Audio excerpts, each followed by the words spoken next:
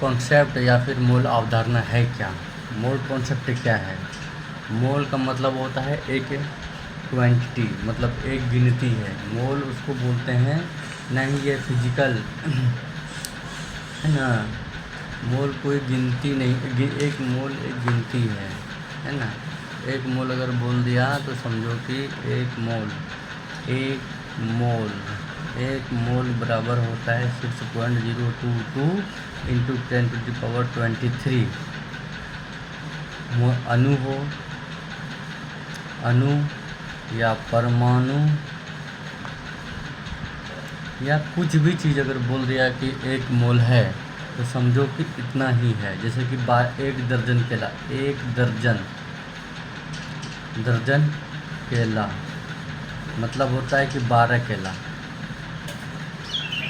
उसी तरह से अगर एक मोल बोल दिया, एक मोल केला मतलब 6.022 इंटू 10⁻23 केला। इतना केला, इतना तो गिनती भी नहीं, पूरी धरती पे इतना केला नहीं मिलेगा, है ना। तो इसका जो डिफिनीसन होता है वो डिफिनीसन ये है कि एक मोल पदार्थ की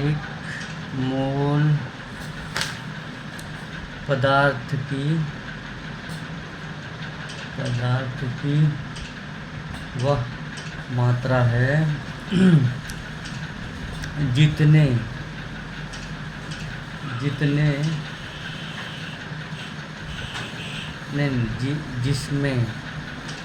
जिसमें उतने ही कण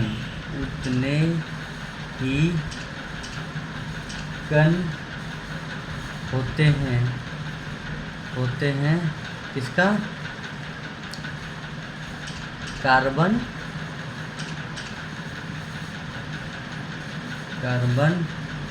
12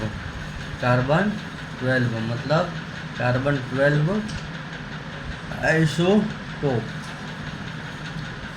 कार्बन 12 समस्थानिक, हिंदी में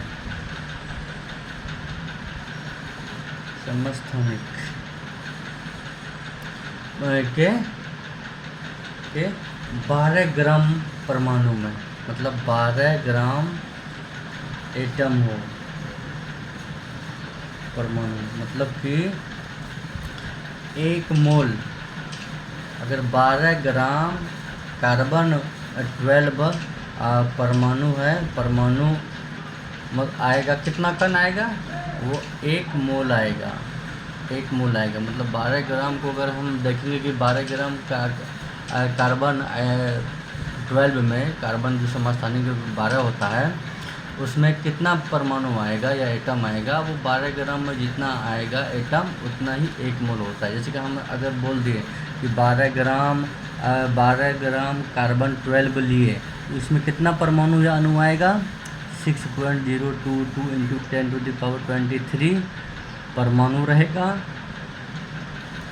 या अणु रहेगा, कुछ भी। मतलब कि 12 ग्राम परमाणु, आप 12 ग्राम कार्बन लिए हैं तो इतना ही परमाणु उसके अंदर आएगा, है ना। ठीक है। इसको एक मोल बराबर, एक मोल का वैल्यू होता है, एक मोल का वैल्यू होता है 6.022 इंटू 10⁻23।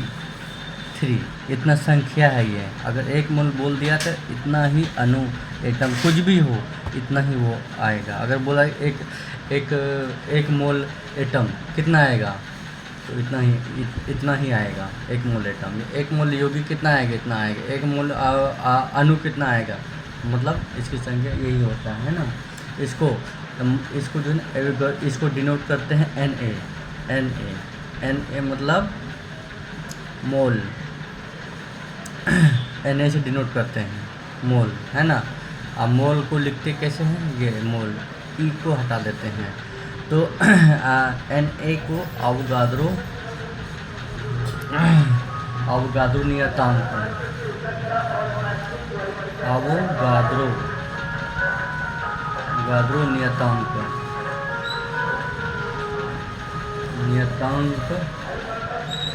भी कहा जाता है, कहा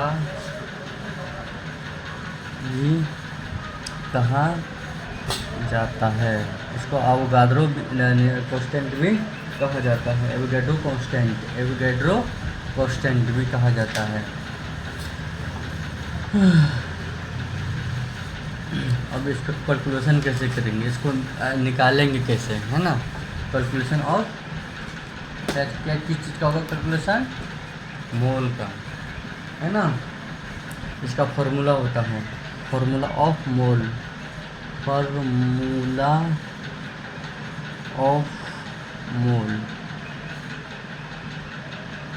मोल है ना। ये इसको Na बोलते हैं, ठीक है।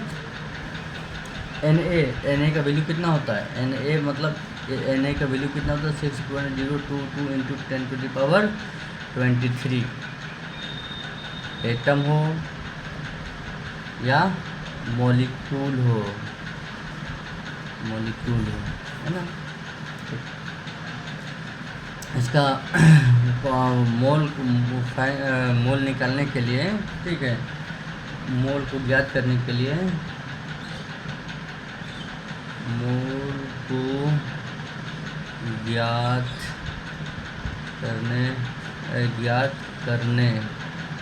के लिए सूत्र, हिंदी में बोलते हैं सूत्र। इसको मोल को छोटी n से डिनोट किया जाता है, जैसे कि MOL मोल n, है ना। तो n बराबर होता है वेट, WEIGHT वेट बटे मोलिकुलर वेट, मतलब भार। कोई भी पदार्थ है भार किसमें रहेगा, ग्राम में रहेगा, है ना। और इधर बटे परमाणु भार,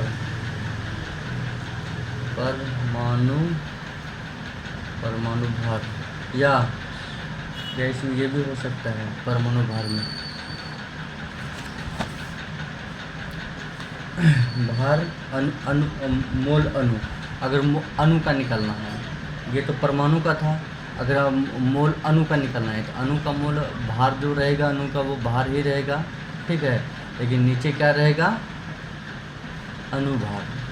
यहाँ परमाणु भार था, भार उसका ग्राम में, और परमाणु भार था यहाँ होगा अणुभार। अणु का निकलना है तो अणुभार देना है, अणुभार, है ना। आगे हम बताते जाएंगे, जैसे कि अब लीटर में कुछ दिया हुआ है तो उसको क्या करेंगे, V इन लीटर में और बटे 224 लीटर, किस पे, नॉर्मल टेम्परेचर पे, STP या NTP पे, है ना। इसको निकालेंगे, देखते हैं क्वेश्चन बनाएंगे, उसके बाद फिर हम आपको बताते हैं कि कैसे बनता है। एकदम 1 नंबर आपको हम सिखा देंगे।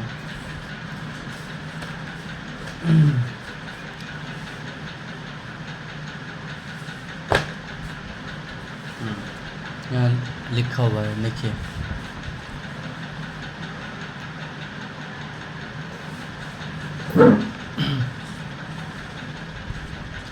क्वेश्चन नंबर 1 इसका क्या निकालना है, मोल ज्ञात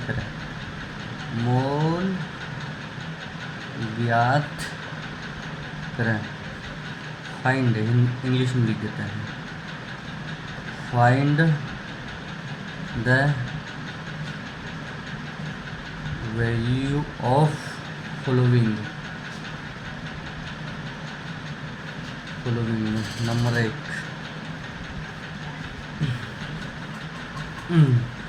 8 ग्राम हाइड्रोजन गैस है ना, हाइड्रोजन गैस। तो निकलना क्या है, मोल निकलना है। मोल का फॉर्मूला होता है भार बटे भार बटे परमाणु भार, अणुभार। ये अणु में है ना, इसलिए अणुभार ले रहे हैं। परमाणु रहेगा तो परमाणु में लेंगे, इसको इंग्लिश में लिखेंगे वेट बटे मोलिकुलर, अणु को मोलिकुलर वेट, है ना, मोलिकुलर वेट। अणु को क्या बोलते हैं इंग्लिश में, अणु को इंग्लिश में क्या बोलते हैं, मोलिक्यूल बोलते हैं अणु को, है ना। और परमाणु को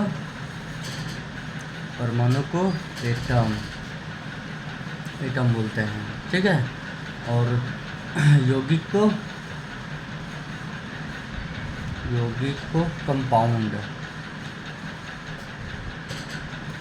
बोलते हैं। और तत्व को एलिमेंट कहते हैं, है ना। ये सब याद रख लेना है आपको, किसको क्या कहेंगे, क्योंकि थोड़ा बहुत हम इंग्लिश और हिंदी दोनों घुसाते जाएंगे।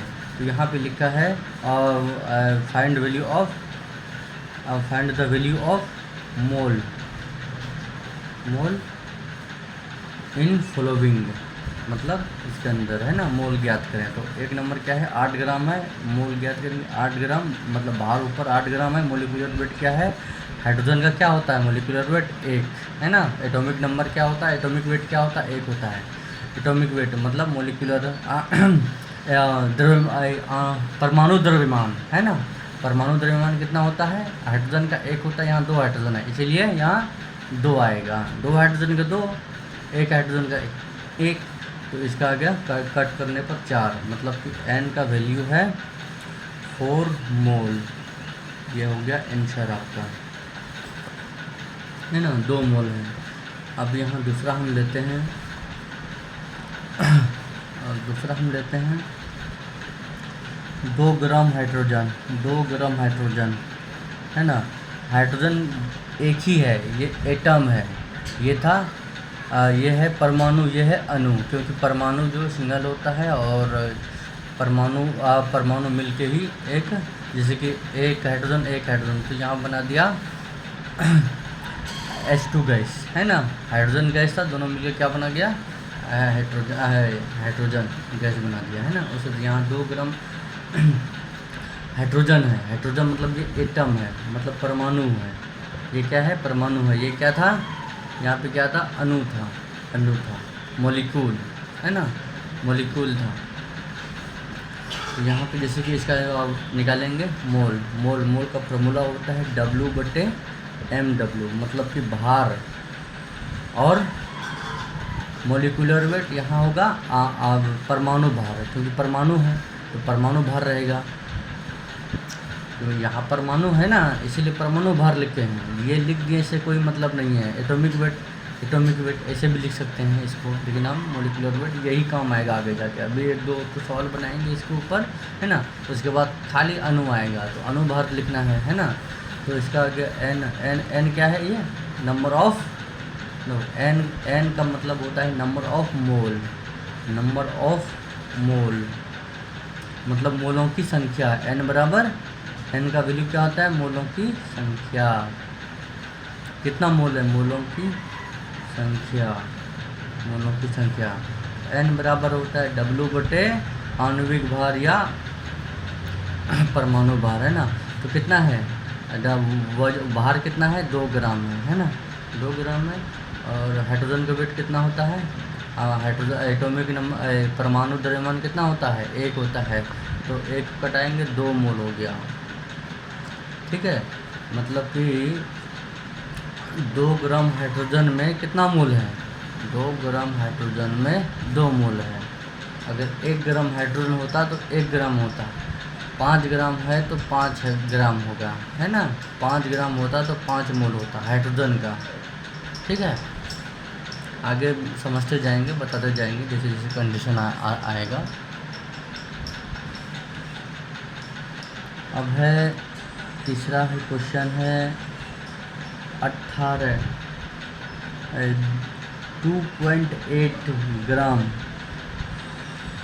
Fe, मतलब आयरन है। इसका निकालना क्या निकालना है, मोल निकालना है। मोल क्या है, तो मोलों की संख्या क्या है, तो n बराबर होता है भार बटे आणविक भार, मतलब मोलिकुलर वेट, आणविक भार, अणुभार, है ना, या परमाणु भार। तो mW अणुभार क्या होता है, इसका अणुभार क्या होता है, अणुभार ऑफ आयरन का कितना होता है, अणुभार 56 होता है, इसको 56 होता है। तो नंबर ऑफ मोल क्या होगा, नंबर ऑफ मोल यहाँ होगा 2.8 बटे, ये वाला फार्मूला लगाएंगे, ये वाला सूत्र लगाएंगे तो 56 हो गया। इसको कट करेंगे कितना आएगा 0.05 मोल। इतना मतलब 250 ग्राम में, मतलब 2.8 ग्राम में आयरन का कितना मोल होगा 0.05 मोल आएगा, है ना। मतलब इतना ग्राम दिया है आयरन, तो मोल कितना होगा, तो मोल इतना ग्राम में 5 मोल 0.05 मोल आएगा, मतलब 0.05 मोल इतना ग्राम में आयरन का है, ठीक है। और उसके बाद 4 नंबर बात करेंगे हम, 4 नंबर बात करेंगे 18 ग्राम दिया हुआ है क्या ग्लूकोज। छोड़ो, इसको हम अभी नहीं लेते हैं, है ना। इसमें है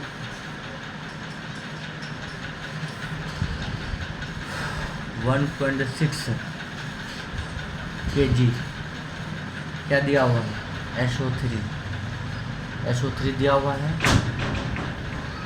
SO3 दिया हुआ है।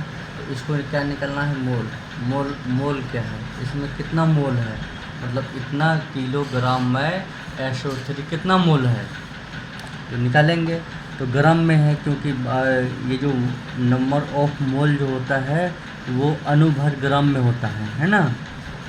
भार इसमें ग्राम में होता है, तो यहाँ पहले क्या लिखा हुआ है किलो में, किलोग्राम में है ना। तो इसको क्या करेंगे 1.6 × 10⁻³ ग्राम, ये आ गया ग्राम में। और नीचे में क्या दिया है अनुभार, है ना, अनुभार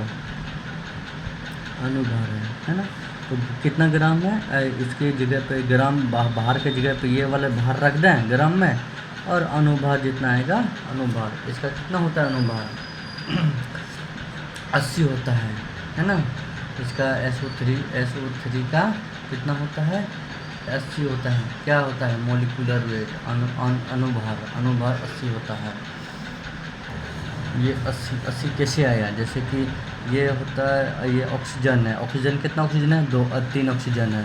3 ऑक्सीजन का वैल्यू आ गया, एक ऑक्सीजन का परमाणु भार होता है 16, ठीक है। 3 ऑक्सीजन है तो 16 48 हो गया। सल्फर का कितना होता है 32 होता है, और है कितना 1, तो कितना हो गया 32 से आएगा। तो इसको जोड़ देंगे तो कितना आएगा 80, तो वही 80 लिखाएगा इसके जगह पे अभी जो होगा n बराबर अनुभार कितना है 1.6 है, 1.6 पर पावर 3 बटे 3 क्यों लिखे हैं, क्योंकि किलोग्राम है ना, किलोग्राम को ग्राम में बदलने के लिए ये हम कर दिए हैं 1.6 × 10⁻³ मतलब कि किलो में कितना होता है, एक किलो बराबर 1000 ग्राम।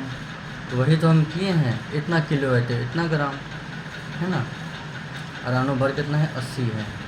इसको हटाएंगे, इसको 8 0 कर देंगे, ये 2 0 गया, यहाँ पे दोनों खत्म, 10 हो गया, मतलब 160/8, 8 दूने 16, मतलब कि n का वैल्यू आया 20 मोल, मतलब कि ये होता है 1.6 किलोग्राम में SO3 की जो संख्या है मोल है वो कितना है 20 मोल मिला हुआ है 1 किलो में। 1 किलो SO3 में 20 मोल है SO3 का।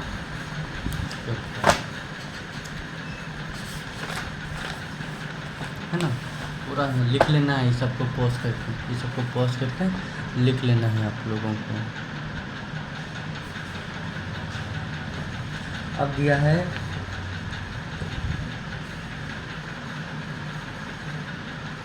अब 6 नंबर जो दिया है ना, ये दिया है 5 मोल कार्बन डाइऑक्साइड है, ठीक है। तो क्या निकालना है, भार निकालना है, किसका अनुभार निकालना है, अनुभार निकालें। अनुभार निकालो, इसमें दिया है अनुभार निकालना है, मतलब कि एन का वैल्यू क्या है 5 मोल है ना। नंबर ऑफ मोल का वैल्यू कितना है 5 मोल है, और अनुभार कितना है, भार निकालना है, अनुभार नहीं निकालना है, भार निकालना है। ये जो पदार्थ है ना इसका भार कितना है, अनुभार कितना आएगा, अनुभार आएगा कार्बन का 12 और चलो में 32 मतलब 44, अनुभार कितना है 44 है। तो अब क्या निकालना है, भार निकालना है, पदार्थ का कितना वजन है, कितना भार है ना। एन बराबर होता है W/mW, मतलब भार ग्राम में है ना, और अनुभार है ना। तो निकालना क्या है हमको, भार निकालना है। तो भार बराबर होगा, इसको इधर कर देंगे है ना, भार बटे अनुभार हुआ ना। अब बराबर कितना है n है, तो भार निकालने के लिए ये नीचे है ये ऊपर हो जाएगा। इसको हम ऐसे लिख सकते हैं, भार बराबर n गुना अनुभार है ना। तो भार मतलब W बराबर n का मान कितना है, कितना मोल है 5 मोल, अनुभार कितना है 44 है ना, लगभग कितना हो गया 200 ग्राम है। भार कितना है, मतलब 5 मोल का कार्बन डाइऑक्साइड कितना वजन है ना, 5 मोल में कार्बन डाइऑक्साइड का 200 ग्राम मिला हुआ है। 5 मोल अगर कार्बन डाइऑक्साइड लेंगे तो उसमें मिला हुआ कितना ग्राम है ना, ये 200 ग्राम इसमें मिला हुआ है।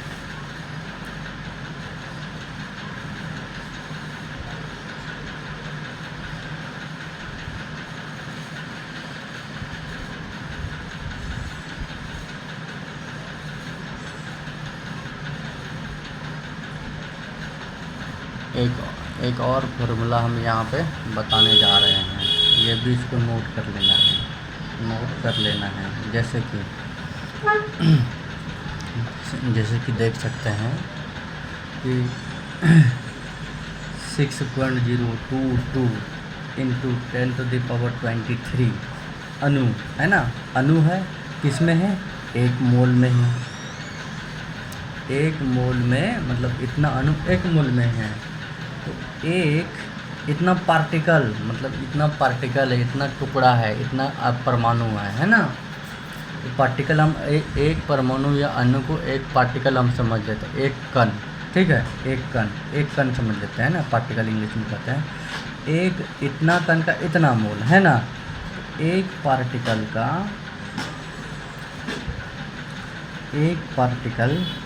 कण मतलब पार्टिकल, एक पार्टिकल में कितना होगा 1/6.022 इंटू 10⁻23 पार्टिकल, एक पार्टिकल के लिए। तो इतना पार्टिकल के लिए 1 मोल, तो 1 मोल में भाग दे देंगे ना एक पार्टिकल निकालने के लिए। नहीं समझा, देखो 12 केला 1 दर्जन में, तो 1 केला कितना दर्जन में 12 1/12 दर्जन, इतना दर्जन में 1 केला आएगा है ना। 12 केला 1 दर्जन होता है, तो 1 केला कितना दर्जन में 1/12 दर्जन होगा। ऐसे समझो